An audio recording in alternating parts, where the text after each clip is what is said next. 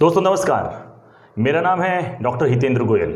मैं राजस्थान के जोधपुर से हूं और YouTube प्लेटफॉर्म पर खास तौर से कॉम्पिटिटिव एग्जाम की तैयारी करने वाले विद्यार्थियों के लिए बहुत मेहनत करके क्लास अरेंज करने की कोशिश कर रहा हूं, just for the sake of the students who are really passionate about getting government service. I generally teach English grammar just for the sake of competitive students. अंग्रेजी ग्रामर के बहुत सारे सवाल, चाहे आप रीड का एग्ज़ाम दो, टीचिंग से रिलेटेड आप second grade, third grade, first grade, RAS, RJS, bank, PO, SSC, किसी भी किस्म का एग्ज़ाम दो, इवन आप डिफेंस सर्विस में भी जाना चाहते हो तो अंग्रेजी ग्रामर का नॉलेज आपको होना बहुत ज़रूरी है दोस्तों। Do you get it? आपको बात समझ में आ गई कि अंग्रेजी ग्रामर कितना इंपॉर्टेंट रोल प्ले करती है। आज के इस वीडियो में हम दो रूल पे बात करेंगे और वो रूल्स हैं सब्जेक्ट वर्ब एग्रीमेंट से रिलेटेड। हम later on articles, determiners, passive voice, tense, prepositions, conjunctions, part of speech सब पे बात करेंगे। लिटरेरी स्पीचेस पे बात करेंगे, फिगर्स ऑफ स्पीच पे भी बात करेंगे। जो भी जितनी भी चीज़ें कॉम्पिटिटिव एग्जाम की प्रिपरेशन के लिए ज़रूरी होती हैं उन पे हम बात करेंगे। लेकिन आज खास तौर से हम बात करेंगे सब्जेक्ट वर्ब एग्रीमेंट पर। दोस्तों ये जो सब्जेक्ट वर्ब और एग्रीमेंट, ये बहुत ही इंपॉर्टेंट टॉपिक है, इंपॉर्टेंट टॉपिक। ओके, इस टॉपिक के कुछ रूल्स हैं, स्पेसिफिक रूल्स पे आज बात करने वाले हैं। What is subject verb agreement?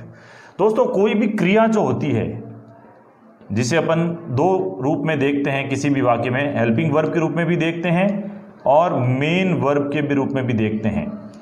Cook, right, C, look, इस वर्ब का प्रयोग कौन सी हेल्पिंग वर्ब के साथ में किस समय अप्रोप्रिएटली होगा, ये क्रिया अपने आगे आने वाले कर्ता यानी सब्जेक्ट से अग्री करनी चाहिए। अग्री का मतलब है अगर सब्जेक्ट एक वचन है तो क्रिया भी एक वचन, अगर सब्जेक्ट बहुवचन है तो क्रिया भी बहुवचन। छोटी छोटी बातें, ही के साथ इज लगेगा, दे के साथ आर लगेगा, आई के साथ एम लगेगा, आई के साथ हैव लगेगा, आई के साथ शैल लगेगा, वी के साथ से लगेगा, ही के साथ विल लगेगा, कब हैव, कब हैज आएगा, इज, आर, एम, वॉज, वर, किस तरीके से कौन से सब्जेक्ट के साथ आते हैं, ये सामान्य बातें हमने स्कूल डेज में पढ़ी।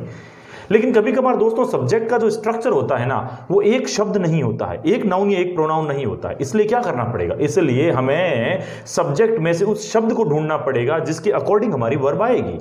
दोस्तों पहला रूल अगर हम बात करें तो इस स्ट्रक्चर को आप देखिएगा। कभी कभार सब्जेक्ट के पोर्शन में कोई भी नाउन या कोई प्रोनाउन, संज्ञा या सर्वनाम, उसके बाद में कोई प्रीपोजिशन दिखेगा आपको, उसके बाद में वाक्य का हिस्सा और दिखता है और तब जाकर के एक वर्ब लगानी होती है। यानी वर्ब से पहले जो भी ये हिस्सा होता है दोस्तों, ये ग्रामेटिकल टर्म में सब्जेक्ट कहलाता है और वर्ब के बाद का हिस्सा प्रेडिकेट कहलाता है, उद्देश्य और विधेय, जैसा कि हमने हिंदी में पढ़ा। तो ये जो वर्ब यहां पर आने वाली है, ये वर्ब पूर्ण रूप से इस सब्जेक्ट के किसी एक चीज से रिलेटेड होगी। तो पहला नियम आपको क्या कहता है? पहला नियम आपको यह कहता है, गौर से देखिएगा, मैं यहां पर स्टार लगाकर लिख रहा हूं, कोई भी नाउन या प्रोनाउन किसी प्रेपोजिशन के ठीक पहले आए हुए हैं, उसके बाद फिर कोई नाउन या प्रोनाउन आया है एंड देन आपको वर्ब लगानी है, तो ये वर्ब इस पूरे पोर्शन में से प्रेपोजिशन से पहले आए हुए नाउन या प्रोनाउन के अकॉर्डिंग आएगी। खाली जगह से ठीक पहले जो भी शब्द आया है उसके अकॉर्डिंग नहीं। आपको इस प्रेपोजिशन को देखना है, उससे पहले जो भी एक वचन, बहुवचन आया हुआ है उसके अनुसार ये वर्ब भरेंगे। उदाहरण देखिए दोस्तों, एग्जाम्पल देखना बहुत important. A set of notebooks dash CHECKED checked। Okay, a set of notebooks, खाली जगह, ब्लैंक स्पेस, चेक्ड। अब आप देखिए प्रेपोजिशन है, उससे पहले अ सेट लिखा है, प्रेपोजिशन के बाद में नोटबुक्स लिखा है। नोटबुक्स बहुवचन होती है, बहुवचन के अकॉर्डिंग वर्ब नहीं लगानी है, वर्ब आपको अ सेट के अकॉर्डिंग लगानी है। What is a set? एक सेट, एक सिंगुलर की बात हो रही है। तो चलिए ऑप्शन देखिए, were, option number A, option number B, have been, option number C, was, and option number D, has। Now look at the structure of the sentence once again. वाक्य के स्ट्रक्चर को देखिए दोस्तों, गौर से देखिएगा। यहां खाली जगह से पहले ठीक पहले शब्द नोटबुक्स आया है, नोटबुक्स बहुवचन है, उसके अकॉर्डिंग वर और हैव दोनों ही आप सही कर लोगे। लेकिन यहां पर बहुवचन के अकॉर्डिंग वर्ब नहीं, वर्ब जो है सिंगुलर के अकॉर्डिंग आएगी। प्रेपोजिशन से ठीक पहले अ सेट, एक सेट की बात हो रही है, इसलिए ये बहुवचन एलिमिनेट हो गया, ये बहुवचन भी एलिमिनेट हो गया। अब आपके सामने दो ऑप्शन बचे, option C and option D. Option C के अंदर वॉज है, ऑप्शन डी में हैज है। अब यहां पर धर्म संकट आ गया कि दोनों में से कौन सा उत्तर होगा। सर ने तो बताया था कि अगर यहां पर एक वचन हो तो एक वचन के अकॉर्डिंग आपको वर्ब भरनी है।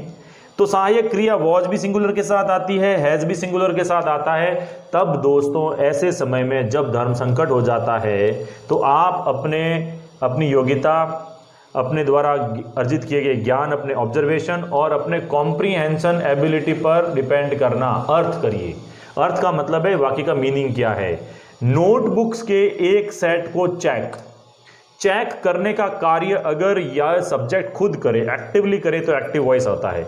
लेकिन इस सेट को कोई और चेक करेगा, कर रहा है, कर चुका होगा, व्हाटएवर, यानी ये सेट जो है खुद एक्टिवली खुद को चेक नहीं करेगा। चेक करने का काम नोटबुक नहीं करेगी, नोटबुक के ऊपर ये काम होगा। एक्टिव एक पेसिव, देखिए वॉज वर्ब के बाद अगर वर्ब की थर्ड फॉर्म बनती है तो ये पेसिव वॉइस होता है।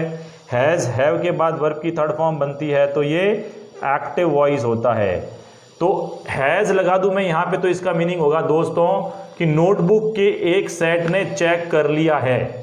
नोटबुक का सेट खुद को चेक नहीं कर सकता। ऑलराइट, तो वॉज लगने से क्या मीनिंग हुआ, पास्ट सिंपल का पैसिव वॉइस। वॉज लगने से मीनिंग हुआ नोटबुक के एक सेट को चेक किया गया, और वो एग्जैक्ट मीनिंग दे रहा है। तो दोस्तों यहां पर इस जगह पे उत्तर वॉज होगा, ऑप्शन सी। मैं अगर गोले की बात करूं तो 4 गोले आपके सामने आएंगे, तो ये तीसरा गोला सी ऑप्शन को आपको यूं भरना आना चाहिए। यहां पर सिंगुलर पेसिव वॉइस पर सारे उत्तर होंगे। वॉज के साथ अगर यहाँ इज लिखा होता, यहां अगर हैज बीन लिखा होता, ओके, यहां अगर वॉज बीइंग लिखा होता, यहां अगर मे बी लिखा होता, यानी कहने का मतलब है सिंगुलर सब्जेक्ट के साथ मैच करने वाली कोई भी सहायक क्रिया होती तो वो उत्तर होती। ये बात मैं कहने की चेष्टा कर रहा हूं। तो this is the first rule, हमेशा ध्यान रखना, एक्टिव हो चाहे पैसिव हो, वर्ब से पहले जो पोर्शन आया हुआ है सेंटेंस में, उसमें अगर बीच में प्रेपोजिशन आया हुआ है तो प्रेपोजिशन से ठीक पहले एक वचन हो चाहे बहुवचन हो, उसके अकॉर्डिंग वर्ब आएगी। Some of the students of this college are waiting, college के अकॉर्डिंग आर नहीं आया, ऑफ से पहले सम ऑफ द स्टूडेंट्स आया। Do you get my point? The quality of these books is wonderful. Is क्यों आया? Quality के according आया। The quality of these books से पहले ऑफ और ऑफ से पहले द क्वालिटी लिखा है तो द क्वालिटी के अकॉर्डिंग क्या आ गया? इज। तो ये रूल बहुत बहुत इंपॉर्टेंट है, इस चीज को आप याद रखिएगा दोस्तों, इसमें कोई तरह की मिस्टेक मत कर लेना। दूसरा रूल देखिए, सेकंड रूल में क्या कहना चाहता हूं। सेकंड रूल के अंदर ये इंपॉर्टेंट बात है कि अगर अ नंबर ऑफ लिखा हुआ है, एक द नंबर ऑफ लिखा हुआ है, ओके, इन दोनों के बाद में आने वाला नाउन हमेशा बहुवचन ही होगा, ये तय है। और अब आपको क्रिया लगानी है, अब आपको इसमें वर्ब की फॉर्म लगानी है। ध्यान से सुनिएगा दोस्तों, अ नंबर ऑफ बसेज तो आएगा, अ नंबर के साथ तो आएगा plural are. A number of buses are increasing on this route, जबकि द नंबर ऑफ बसेज के साथ आएगा इज। तो याद रखना है, द नंबर के बाद plural noun singular verb, a number के बाद plural noun plural verb. Example देख लीजिए, a number of patients are waiting outside. देखो ये आर किसके अकॉर्डिंग आया, मैंने ऑफ से पहले भले ही अ नंबर लिखा हो लेकिन रूल दूसरा लिख दिया है, नई बात बता रहा हूं। अ नंबर के बाद बहुवचन तो आएगा लेकिन अ नंबर के अकॉर्डिंग आर आया। इसी तरीके से मैं लिख दूं, the number of patients is लिखा है मैंने दोस्तों, is fixed for each ward. Ward यानी अब हॉस्पिटल में वार्ड होते हैं, हर वार्ड के लिए पेशेंट्स की संख्या फिक्स है। द नंबर ऑफ पेशेंट्स, ये देखो प्लूरल फिर भी क्या है, is. A number of patients plural, ये नाउन या प्रोनाउन जो भी शब्द है ये तो प्लूरल आएगा, लेकिन अ नंबर आगे लगा हुआ है तो you will always put plural verb, बहुवचन क्रिया, जबकि द नंबर लिख दे उसके बाद तो बहुवचन आएगा ही आएगा, लेकिन इस द नंबर के अनुसार यहाँ पर सिंगुलर ही आएगा। ये दो नियम आज आपने पढ़े, इन दो नियमों को बहुत पुख्ता कर लीजिए। इन दो नियमों से संबंधित कहीं पे भी कोई क्वेश्चन, कभी क्वेरी, कोई मॉडल पेपर मिले उसको तसल्ली से करिए हल, और मस्त रहिए। बहुत जल्दी ही मैं आपसे दूसरे वीडियो में मुलाकात करूंगा। ऐसे छोटी छोटी वीडियो बनाऊंगा दोस्तों, क्योंकि लंबे वीडियो को अपलोड करने में भी टाइम लगता है और इतना लंबा वीडियो स्टूडेंट देखता नहीं है। छोटे छोटे नियम, इंपॉर्टेंट बातें डिस्कशन करेंगे just for the sake of the competitive students. दोस्तों अपना उत्साह बनाए रखें, मस्त रहिए, खुश रहिए, आत्मविश्वास से लबरेज रहिए, और हाँ, इस आधुनिक काल में अपने मम्मी पापा से बात करना भूले नहीं। Yes, you will have to spend quality time with your parents. बहुत जल्दी मुलाकात करते हैं अगले वीडियो में। Bye bye.